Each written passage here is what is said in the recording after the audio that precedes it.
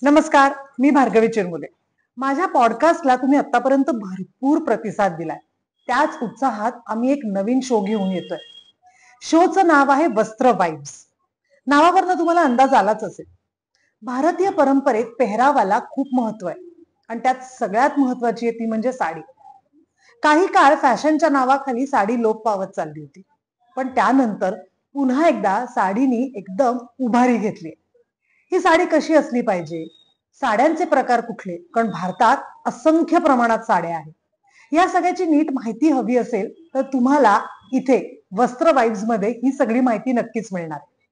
चला तर मग साड्यांची माहिती जाणून घेऊया, पण त्यासाठी आपल्याकडे साडी एक्सपर्ट पाहिजे ना. आज साडी एक्सपर्ट आपल्या बरोबर आहे प्रथाची कविता कोपरकर. हाय कविता. नमस्कार. नमस्कार. हॅलो. वस्त्र वाइब्सच्या पहिल्या एपिसोड मध्ये I तुझं know. स्वागत आहे. खूप छान कॉन्सेप्ट आहे एकतर हा तुझा. आणि साड्या सगळ्यांना आवडतातच, पण खरी माहिती साड्यांबद्दलची पोचली पाहिजे लोकांपर्यंत. हा हेतूच मला आवडलेला आहे. So let start. कारण साडी मध्यंतरी फॅशन मध्ये थोडी कमी झाली होती, हो, पण पुन्हा हो. एकदा बॉलिवूडच्या काही ऍक्टर्सनी किंवा सोशलाइट्सनी साडी Correct. नेसून साडीचे वेगवेगळे प्रकार करून आणि Correct. वेगवेगळ्या पद्धतीने ड्रेप करून करेक्ट. साडी आता फ्युजन मध्ये पण आली. हो. तर आपण ह्या साड्यांची माहिती जाणून घेऊया आज. येस, नक्की.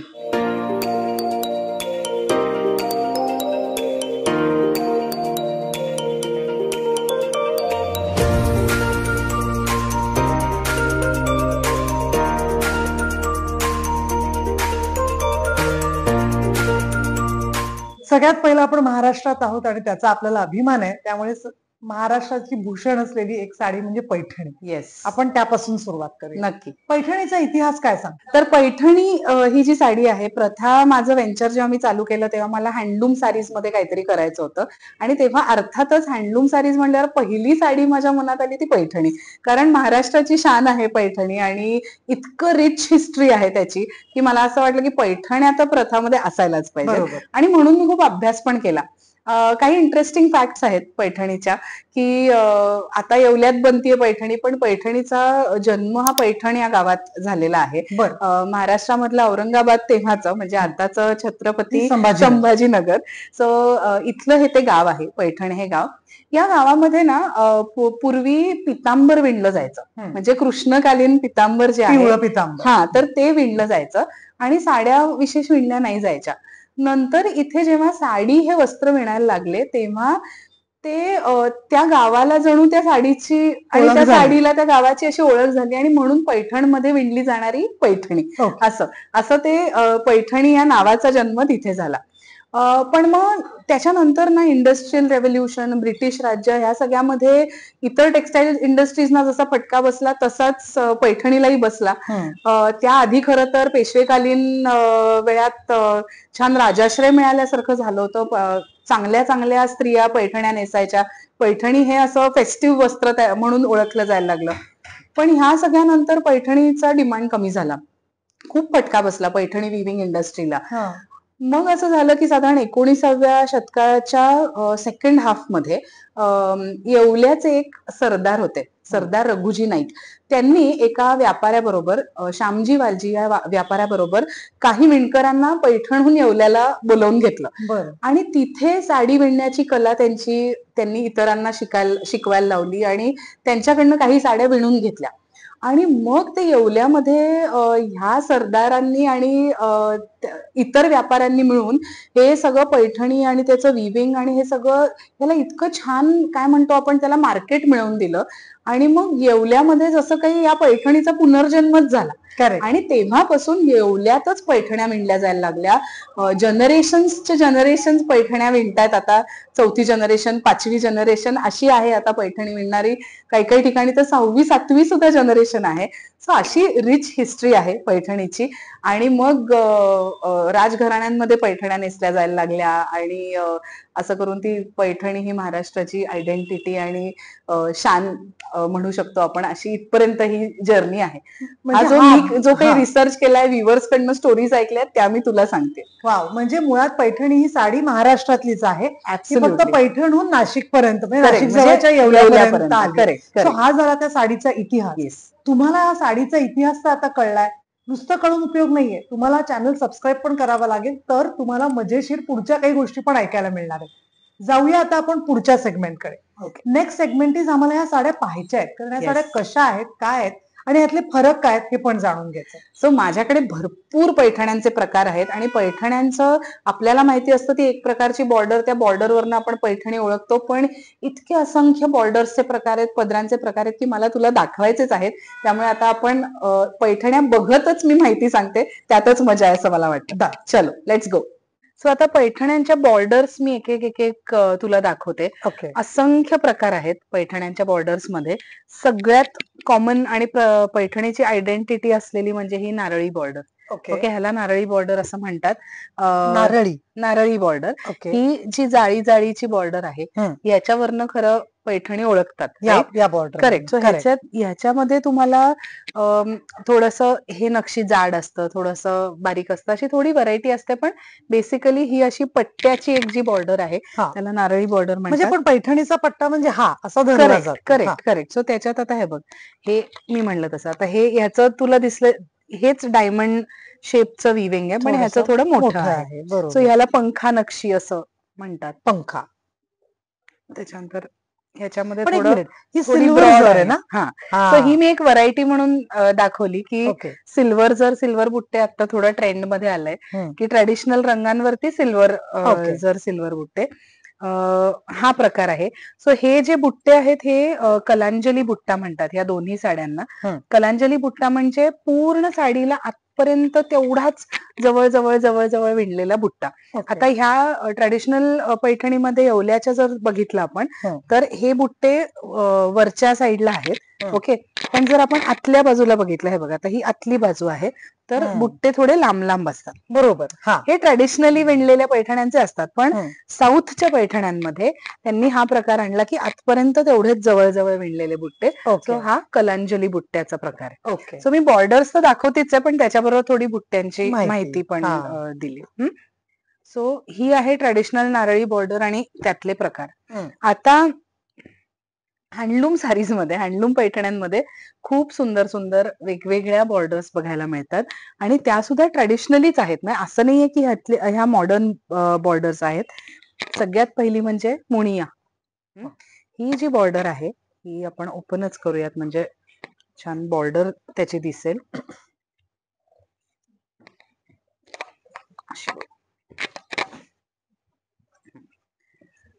ही जी बॉर्डर आहे याला मुनिया बॉर्डर असं म्हटलं जातं. मुनिया म्हणजे हा जो एक मोटिफ आहे ना, हा पोपट या पक्षापासून इन्स्पायर्ड आहे. खरं सांगायचं तर फक्त त्याला पोपटासारखी चोच दिलेली आहे आणि एक सिंपल लाईन आहे, पण त्याला एक काहीतरी ते पोपटची आठवण करून देणारा हा मोटिफ आहे.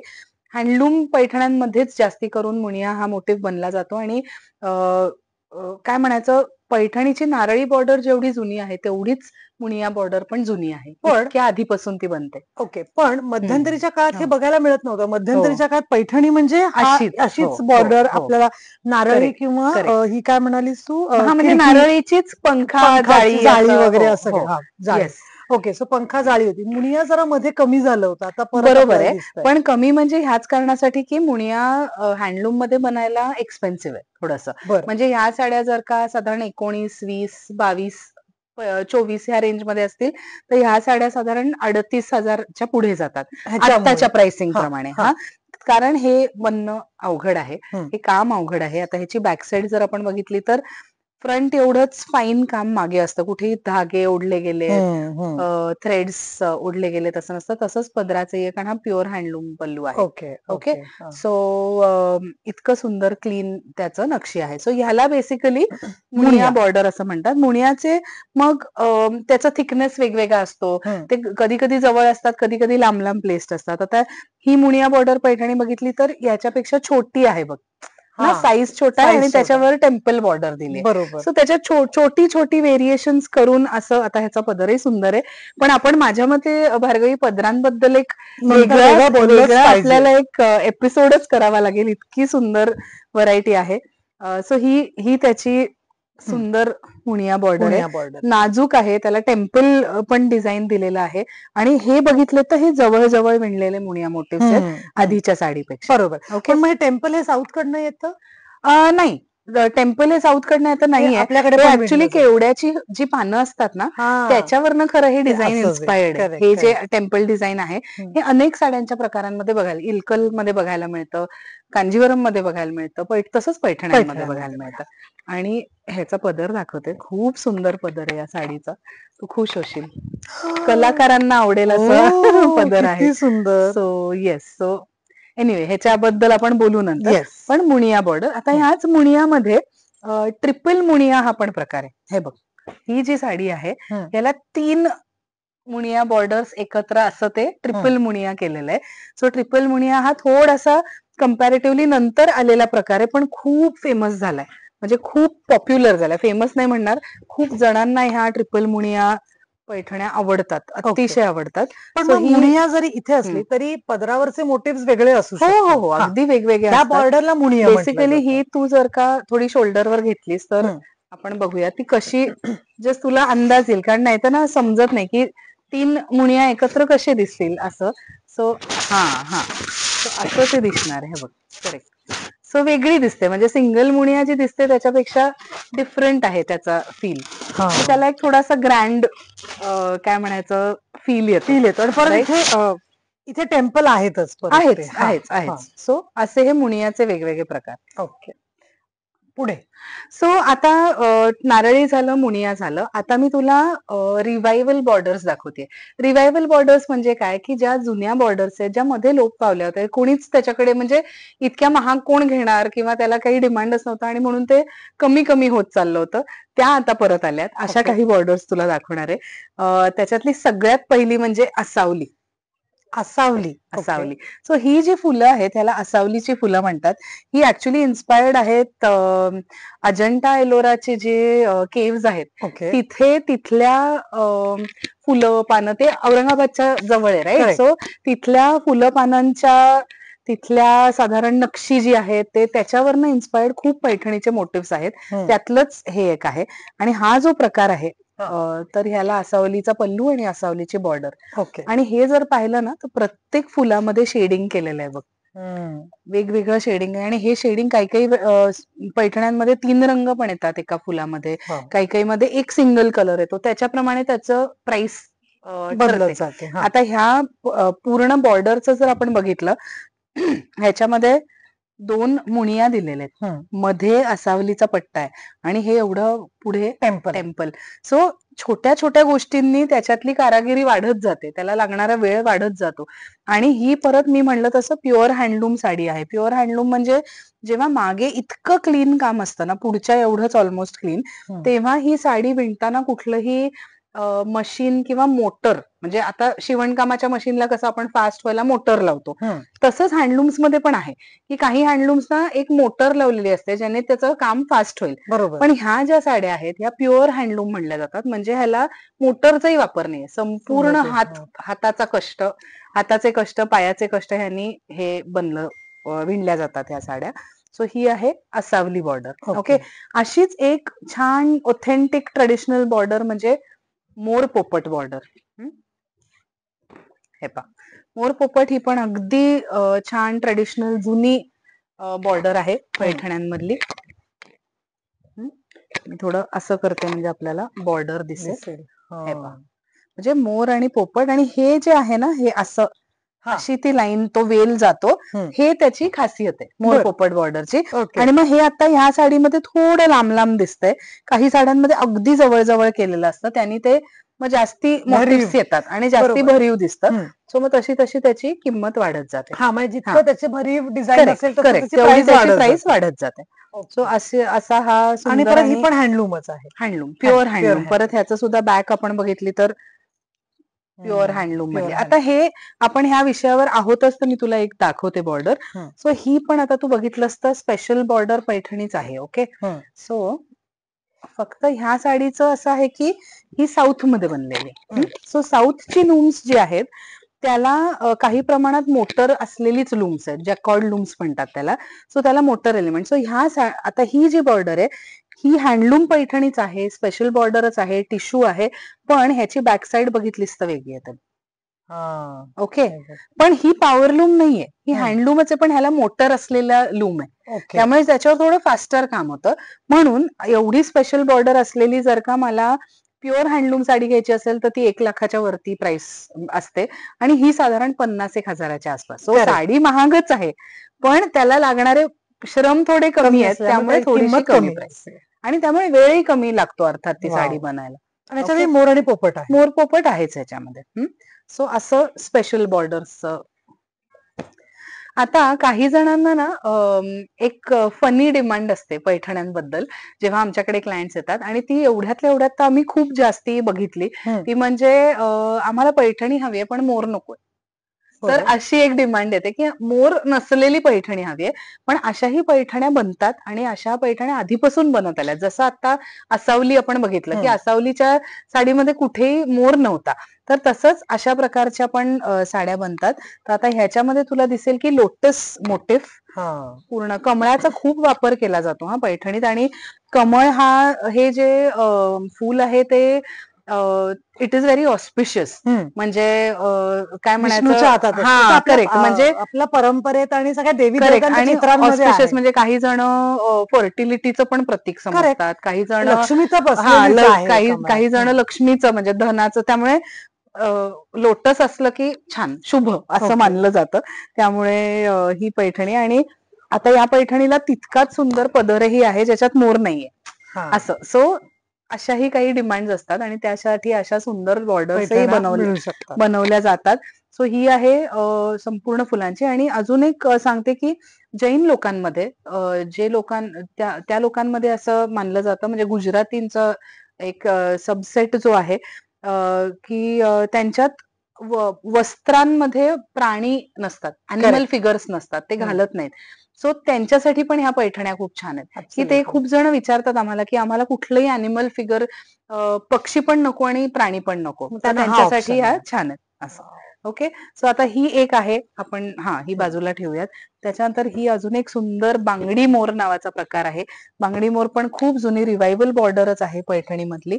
याला बेसिकली एक बांगडी असते, म्हणजे गोल असतो, आणि त्याच्यात मिरर इमेज असे 4 म्हणजे एकमेकांना मिरर मध्ये ठेवला तर कसे दिसतील असे ते 4 मोर असतात. सो हे बांगडी मोर याला म्हणतात आणि खूप सुंदर. यालाही विणायला खूप वेळ लागतो. प्रत्येक मोटिफ अतिशय सुंदर हाताने विणलेला असा आहे हा. परत सो पूर्ण हातमागावरचं. सो हा एक प्रकार आहे. त्याच्यानंतर 12 पंजा नावाचा अजून एक प्रकार आहे मोटिफ्सचा. म्हणजे ही जी एक साडी आहे ही सिल्वर आहे का? जर सिल्वर कलरची आहे, पण आता ह्याच्यामध्ये असं आहे की हे जे मोटिव्स आहेत, हे बघ, हा एक डायमंड शेप आणि हा एक पानाचा. सो हे 12 पंजा असे मोटिव्स आहेत. आणि हे मोटिव्स खूप जुन्या काळच्या पैठण्यांमध्ये, पेशवेकालीन पैठण्यांमध्ये बघायला मिळतात, पदरावरही बघायला मिळतात. आता इथेही पदरावर पण हे युज केलेले आहेत. करेक्ट. सो ह्याला 12 पंजा मोटिव्स म्हणतात. त्याचा वापर इथे थोडासा मॉडर्न पद्धतीने केलाय ह्या बॉर्डर मध्ये, पण हे 12 पंजा मोटिव्स. ओके, सो हे आहे. आणि मग अशा प्रकारच्या अप्रतिम स्कर्ट बॉर्डर्स बघायला मिळतात पैठण्यांमध्ये. सो याही म्हणजे जेवढी बॉर्डरचं काम नक्षी वाढेल तेवढी ती साडीची किंमत नॅचरली वाढेल. स्कर्ट बॉर्डर म्हणजे ती पायापर्यंत मोठी border. So this is skirt border. परत पोपट आणि मोर आहे, मोर पोपट आहेतच. सो अशा पद्धतीच्या सुंदर सुंदर वेगवेगळ्या बॉर्डर्स बघायला मिळतात पैठण्यांमध्ये. आणि आपल्याला जे वाटतं की पैठणी म्हणजे मोर आणि पैठणी म्हणजे नारळी बॉर्डर, तर तसं नाहीये. पैठणी ही अतिशय काय म्हणायचं वाईड डिझाईन्सची रेंज असलेली साडी आहे. पण आता एक ब्रोकेड पैठणी नावाचा पण प्रकार आलाय, तो काय आहे ना, दाखवते. सो या आहेत ब्रोकेड पैठण्या. तू म्हणलीस तसं ब्रोकेड पैठणी हा त्या मनाने नवीन आलेला प्रकार आहे पैठण्यांमधला. आणि ब्रोकेड पैठण्या म्हणजे संपूर्ण जरीचं ऑल ओव्हर काम असलेल्या पैठण्या. ओके, सो ही जी पैठणी आहे ही ब्रोकेड पैठणी आहे. आणि परत नारळी बॉर्डरच आहे, पण त्याचं थोडंसं वेगळं व्हर्जन आहे. ह्याच्यात ती अशी थोडी मध्ये गॅप्स आहेत, या बाजूची मोठी आहे. सो साऊथच्या ज्या बनलेल्या पैठण्या असतात त्याच्यामध्येच या प्रकारचं ब्रोकेड डिझाईन असलेल्या पैठण्या आपल्याला बघायला मिळतात. आणि ह्याच्यात छान तुला सिंगल कलर मिळतात. आता ही पण बघ, ही पण ऑल ओव्हर ब्रोकेड असलेली पैठणी आहे. ह्याच्यात हा पण कलर आहे. अशा ओके. पैठण्या. म्हणजे ऑल ओव्हर ज्याच्यावरती जरीचं काम असतं, मग ती असतं. वेगवेगळ्या पद्धतीची नक्षी असते, बरोबर. पण that is brocade Paithani. Okay.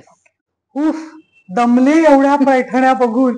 आणि तेवढेच स्टेम्स पण झाले, एवढे रंग आलेत आता पैठण्यांमध्ये, एवढे प्रकार आलेत, हे लक्षात ठेवणं खरंच कठीण आहे. पण एपिसोड परत बघा, म्हणजे तुमच्या लक्षात राहील. सबस्क्राईब करायला विसरू नका. आता जे तुम्हाला आणि मला प्रश्न पडतात ते आपण कविताला विचारणार आहोत पैठणीबद्दलचे. थोडक्यात जे आपल्या सगळ्यांच्या मनात असतात, मनातलं ओठात, ओठातलं पोटात न ठेवता बाहेर येणार. मला पहिला प्रश्न आहे, येवल्याची पैठणी आणि पैठणची पैठणी हा काय फरक असतो? हा, तर मी पहिली हिस्ट्री सांगितली तसं ट्रॅव्हल आहे, पण खरं सांगायचं तर पैठणची पैठणी आणि येवल्याची पैठणी ह्याच्यात काही फरक नाहीये. त्याच प्रकारची साडी जी पैठणमध्ये विणली जायची तीच पुढे ट्रॅव्हल झालेली आहे. फक्त असं झालंय की येवल्यात इतके वर्ष ती पैठणी विणली गेली की येवल्यात पुढे पुढे नवीन नवीन प्रकार, पैठण्यांचे, पदरांचे प्रकार, डिझाईन्स ही बनत गेली, जी पैठणमध्ये ओरिजिनली बनलीच नव्हती. त्यामुळे येवला पैठणी किंवा येवल्यात नवीन नवीन तयार झालेले नक्षी किंवा डिझाईन्स आहेत जी पैठणच्या हिस्ट्रीशी कनेक्टेडच नाहीयेत.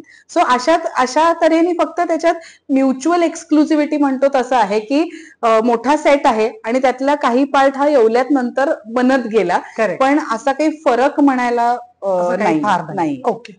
दुसरा प्रश्न, साऊथ मध्ये पण पैठण्या विणल्या जातात, त्या खऱ्या पैठण्या असतात का?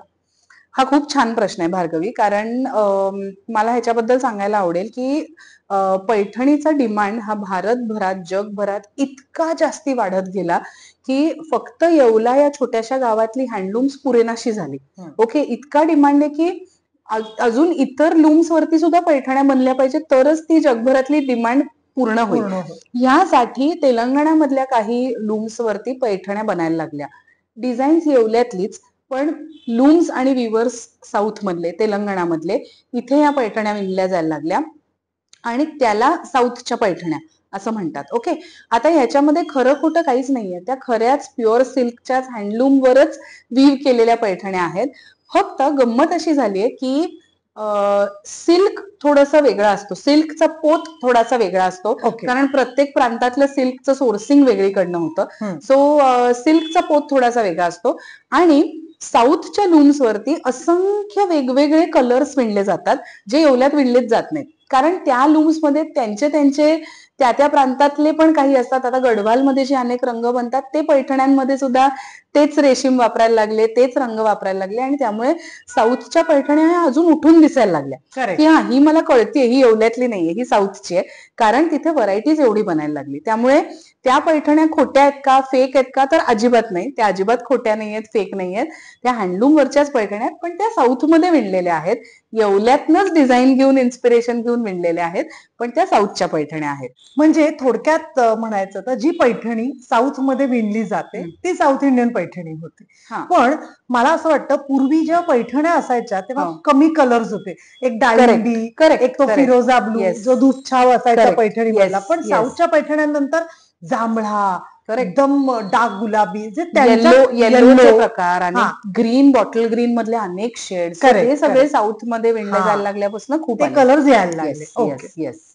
पूर्वी जसं माझ्या आजीकडे जी पैठणी आहे, माझे आजोबा असं म्हणायचे, त्यात खरी जर आहे, म्हणजे ती साडी जर वितळवली तर एक ताट, वाटी, भांड, चमचा असं पैठण्यांमध्ये असायचं पूर्वी. अर्थात, सो पूर्वी पैठण्याच नाही तर अनेक हँडलूम साडीज मध्ये, कांजीवरम असेल, बनारसी असेल, अनेक हँडलूम साड्यांमध्ये रिअल जरच वापरली जायची. म्हणजे जरीचा धागा हा चांदी किंवा सोन्याचाच असायचा पूर्वी, कारण तेवढं पॉप्युलेशन कमी होतं, तेवढी किंमत द्यायला राजाश्रय होता या साड्यांना आणि विणकरांना तेवढा मान होता की चांदी आणि सोनं त्यांच्याकडे दिलं जायचं आणि त्याच्यापासूनची तार बनवून ती त्या वस्त्रात विणली जायची. त्यामुळे जर जी आहे ही खरी सोनं किंवा चांदीचीच पूर्वीपासून असायची. त्यामुळे पैठण्यांमध्ये नॅचरली प्युअर चांदी, रिअल चांदी वापरली जायची पैठण्यांच्या विविंग मध्ये.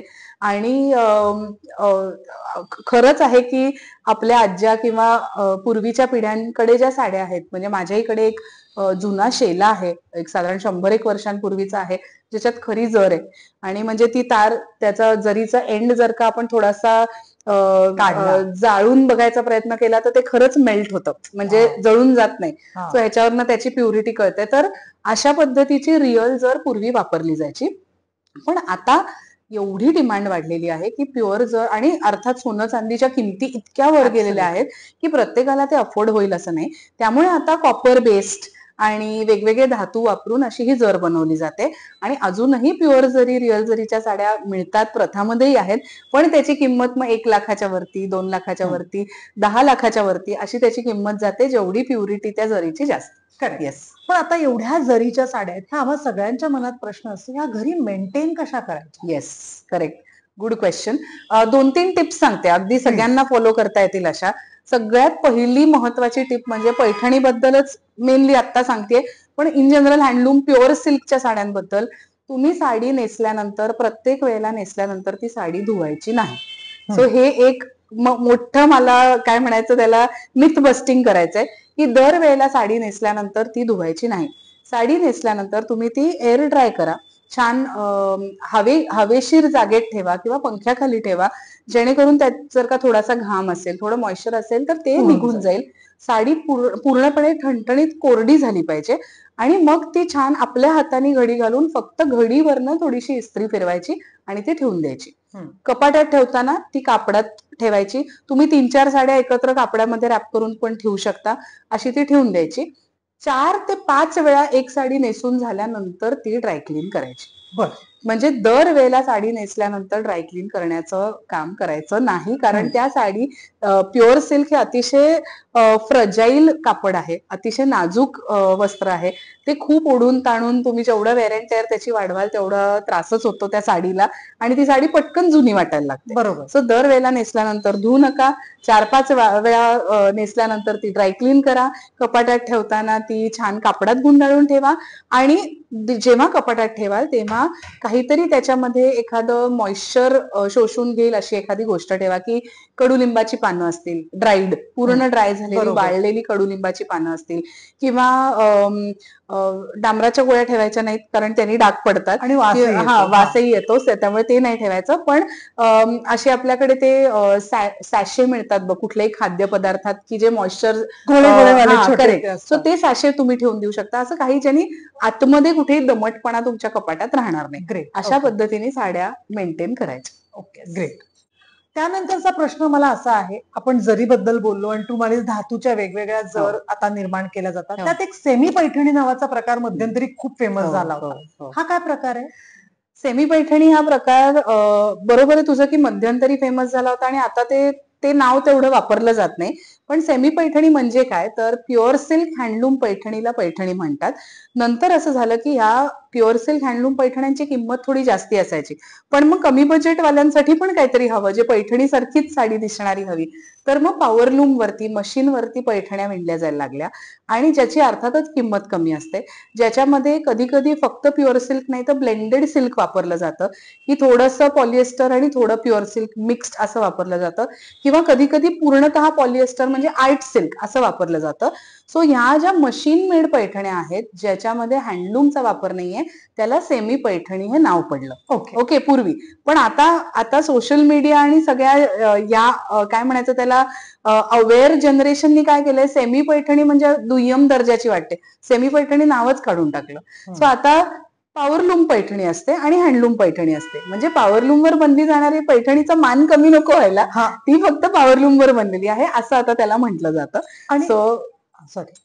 सो त्याच्यामुळे आता सेमी पैठणीचा वापर, या नावाचा वापर कमी झालाय, पण ती बेसिकली आहे मशीन मेड पैठणी. ओके. आता एक कॉमन प्रश्न, सेमी पैठणी किंवा आपण ज्याला म्हणतो पॉवरलूम वरची पैठणी विणायला किती दिवस लागतो आणि हातमागची साडी विणायला हँडलूम ज्याला म्हणतो त्याला किती दिवस लागतो? खरं सांगायचं तर हे वेरिड आहे, असं ठोस सांगणं अवघड आहे.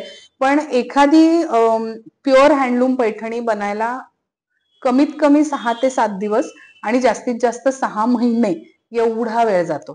जितकं जास्ती त्याच्यावर नक्षीकाम, जितका प्युअर धातू वापरलेला असेल तेवढा वेळ जास्ती लागतो. आणि सेकंडली, हीच जर का पॉवरलूम वर बनणार असेल तर पॉवरलूम तुमचं जेवढं एफिशियंट आहे तेवढं ते फास्ट होतं. सो एका दिवसात 10 साड्यांपासून एका दिवसात 50 साड्यांपर्यंत पॉवरलूमच्या कपॅसिटीवरती ते प्रोडक्शन आहे. सो इतका फरक आहे आणि त्याच्यामुळेच त्या किमतींमध्ये तेवढा फरक आहे. हा शो डिझाईन करताना आमचं हे नक्की ठरलं होतं की साड्यांची माहिती दिल्यानंतर त्या साड्या एक्झॅक्टली कशा दिसतात हेही तुम्हाला कळलं पाहिजे. सो कविता, आता प्रथाच्या मी पैठण्या नेसणार आहे. आपण एक 2-3 प्रकारच्या पैठण्या नेसून Of course, बघूया. yes. वेगवेगळ्या बुट्टी, आणि वेगवेगळ्या बॉर्डर्स. तू ग्रेस केल्यानंतर त्या पैठण्या सुंदर दिसणारच आहेत. Thank you. त्यामुळे चला नेसूया.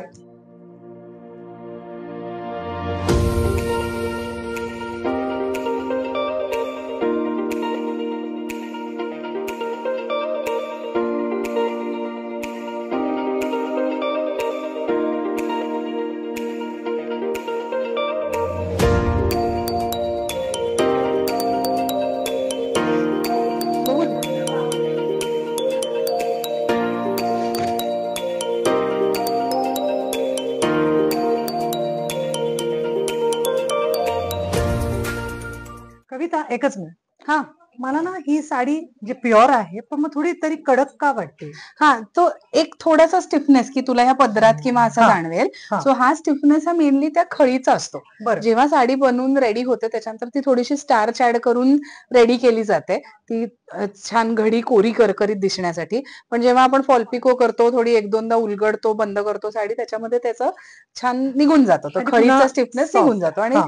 छान म्हणजे तुझं फॉलपिको होऊन साडी जेव्हा तू नेसशील तेव्हा त्याचा स्टिफनेस गेलेलाच असतो. हो. असं खूप सुंदर हिरवा कंच असा गोड रंग दिसते आहे आणि ना. त्या कॉन्ट्रास्ट ब्लाउज बरोबरही अप्रतिम खूपच. दिसते. आणि पुन्हा ही सेल्फ आहे ना ही? येस हा. येस येस आता अजून एक साडी नेसायची इच्छा होतीये, एक वेगळ्या पद्धतीची पैठणी. कविता, दुसरी नेसून बघूया. Yes let's go.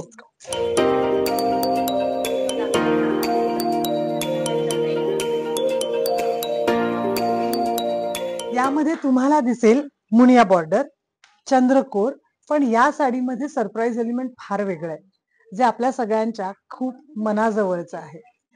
Muniya border, चंद्रकोर बुट्टा आणि त्याच बरोबरीने आपण ठेवलेलं नाव असू शकतं माऊली पदर, कारण माऊली या पदरावरती आहे. हा असा छान गुलबक्षी रंग आहे आणि मला फार हा रंग आवडला. या रंगाबाबतीत मी थोडीशी स्केप्टिकल होते की हा खूप भडक दिसणार नाही ना किंवा असं नाही ना, पण हा सेल्फच रंग असल्यामुळे फार सुंदर दिसतोय आणि माऊली आपल्या सोबत आहेतच. या सेगमेंटमध्ये आपण आपल्या लाडक्या सेलिब्रिटीजची एखादी साडीबद्दलची आठवण किंवा एखाद्या साडीबद्दलची गोष्ट सांगणार आहोत. या आपल्या आजच्या भागामध्ये जाणून घेऊया माझा सगळ्यात जवळचा मित्र आणि तुम्हा सगळ्यांचा लाडका अभिनेता अभिजित खांडकेकर याची साडीबद्दल आणि पैठणीबद्दलची एक आठवण. माझी लहानपणीची एक आठवण आहे आणि मला नाही वाटत आतापर्यंत कुठल्याच इंटरव्ह्यूजमध्ये किंवा सोशल मीडिया प्लॅटफॉर्मवर मी कधी याबद्दल बोललोय.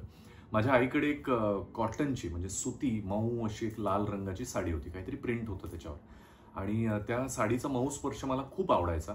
तर मी अगदी लहान होतो, तर मला ती साडी आवडत असल्यामुळे मी वारंवार ती आईला तीच साडी नेस असा आग्रह करायचो. त्यामुळे आई मला शाळेत सोडायला घ्यायला जरी आली तरी 2-2 दिवस मी आईला हीच साडी नेस असंच सांगायचो. आणि मी लहान असल्यामुळे मला बाकी काही कळत नव्हतं की एखाद्या स्त्रीला पुन्हा पुन्हा तीच साडी नेसणं किती कंटाळवाणं असू शकेल किंवा तिला रोज काहीतरी वेगळं नेसावं लागत असेल. पण माझा हट्ट आई पाळायची, खूप मनापासून ऐकायची माझं. आणि मला आठवतंय ती साडी इतक्या वेळा आईला नेसायला लावली की एका पॉइंटला ती साडी जुनी होऊन विरली तरी सुद्धा ती फक्त माझ्यासाठी म्हणून नेसायची. तर एका पॉइंटला आईने मला आठवतंय त्याची गोधडी शिवली, का तर फक्त माझा आग्रह म्हणून. आणि त्यानंतर कितीतरी महिने, कदाचित 1-2 वर्ष मी लहान असताना ती गोधडी माझी अत्यंत आवडती गोधडी होती, कारण त्या साडीतून मिळणारी ऊब ही आईच्या मायेसारखीच होती आणि त्यामुळे ते रिलेशन मी कधीच विसरू शकत नाही.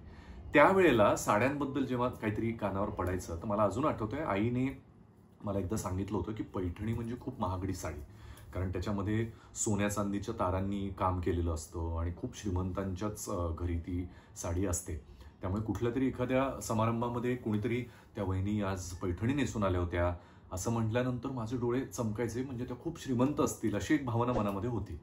त्यानंतर मी काम करायला लागल्यानंतर पहिल्या काही पगारांनंतर मला अजूनही आठवते की एक आईला, त्यानंतर लग्न झाल्यानंतर सुखदाला मी एक नाही अनेक पैठण्या किंवा पैठण्यांहून जास्त काय म्हणू किमती साड्या घेऊन दिल्या. पण तरी सुद्धा मला असं वाटतं पैठणीचं ते महत्त्व मला लहानपणीपासून कानावर पडलं होतं आणि त्यामुळे आजही पैठणीकडे फक्त श्रीमंती साड्या म्हणून बघण्याचा माझा दृष्टिकोन नाहीये, तर आठवणींनी समृद्ध असलेली म्हणून श्रीमंत साडी बघण्याचा माझा दृष्टिकोन झालाय. आपल्या सगळ्यांनाच माहिती आहे की एखादी साडी, एखादं वस्त्र स्त्रीसाठी किती महत्त्वाचं असतं आणि पैठणी म्हणजे या सगळ्या साड्यांमधली महाराणी. पण माझ्यासाठी माझ्या आईची ती साधी सुती कॉटनची प्रिंटेड लाल रंगाची साडी माझ्यासाठी पैठणीहून कितीतरी जास्त मौल्यवान होती, कारण त्याच्याशी त्या आठवणी अजूनही जोडल्या गेलेल्या आहेत. मला सांग, आपण मगाशी म्हटलं की साड्या परत काही बॉलिवूड ऍक्टर्स किंवा सेलिब्रिटीजनी परत आणल्या. येस.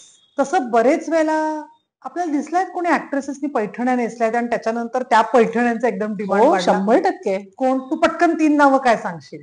मी अशी 3 तुला नावं सांगते की ज्या साड्या नेसलेल्या ते फोटोज व्हायरल झाले आणि ते बघून आमच्याकडे असंख्य क्लायंट्सनी त्याच साड्यांची मागणी केली. अशा मी तुला तेच असं हा, रंग तीच असं? आम्हाला हीच साडी पाहिजे. हो, वा. पण अर्थात त्या साड्या इतक्या महाग असतात की आपण काही क्लायंट्स पर्यंत त्या काही त्यातल्या नाही आणू शकत. सो मी अशा 3 पैठण्यांचे लुक्स तुला सांगते. सगळ्यात पहिली म्हणजे श्रीदेवीने एक पैठणी नेसली होती एका मराठी रियालिटी शो साठी, आणि ती इतकी सुंदर दिसली. त्याच्यात ऑफ व्हाईट कलरची पैठणी आणि त्याला पूर्ण प्युअर हँडलूम फुलांची बॉर्डर होती. मोर कुठेही त्या पैठणीत नव्हते आणि अप्रतिम अशी पैठणी आहे. सो ती एक मला अगदी लक्षात राहिलेली सेलिब्रिटी पैठणी, आणि ज्याच्या आम्हाला असंख्य डिमांड झाल्या त्या पैठणीच्या. ती मी नंतर करूनही घेतली, पण मी व्हाईट सोडून एका वेगळ्या रंगात करून घेतली, म्हणजे मग ती पटकन जाईल, कारण चालेल. पांढरा रंग सगळेजण घेतात एवढ्या महागातल्या साड्यांमध्ये, असं नाही. करेक्ट. सेकंडली माधुरी दीक्षितनी नेसली होती एका मराठी अवॉर्ड फंक्शनला. ती तुलाही आठवत असेल Yes. I think. अशी छान मोरपंखी रामा असा तो कलर Correct. होता आणि सिंगल कलर साडी होती. हा. त्या पैठणीच्या असंख्य आमच्याकडे लोकांनी मागण्या केल्या आणि ती पैठणी आम्ही मागवून दिली, कारण ती तेवढी महाग नाहीये. हा. म्हणजे ती साधारण 19, 20, 22, 23, 24 हजार ह्या रेंजमध्ये आम्ही लोकांना बनवून दिली. करेक्ट. सो ती एक पैठणी माझ्या अगदी लक्षात आहे. आणि तिसरी म्हणशील तर नीता अंबानींनी नेसलेली एक पैठणी आहे.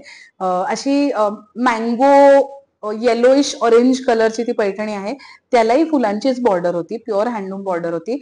अप्रतिम साडी होती. आणि मला असं वाटतं की अशा लोकांनी हँडलूम साड्या नेसल्यामुळे हँडलूम साड्यांचं तू म्हणलीस तसं पुन्हा डिमांड वाढला, लोकांचं त्याच्याकडे नजर गेली.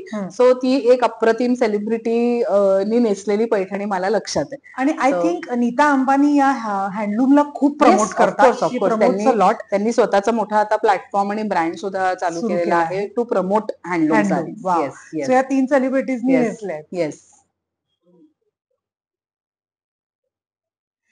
अशा पद्धतीने वस्त्र वाईबचा पहिला एपिसोड इथेच संपतो, जिथे आपल्याला पैठणीविषयी इतकं काही ऐकायला मिळालं. हा एपिसोड तुम्हाला आवडला असेल तर आम्हाला जरूर सबस्क्राईब करा, आणि अजून कुठल्या साडीविषयी माहिती तुम्हाला ऐकायला आवडेल हेही कमेंट बॉक्समध्ये सांगा. आणि पाहत रहा वस्त्र वाईब्स.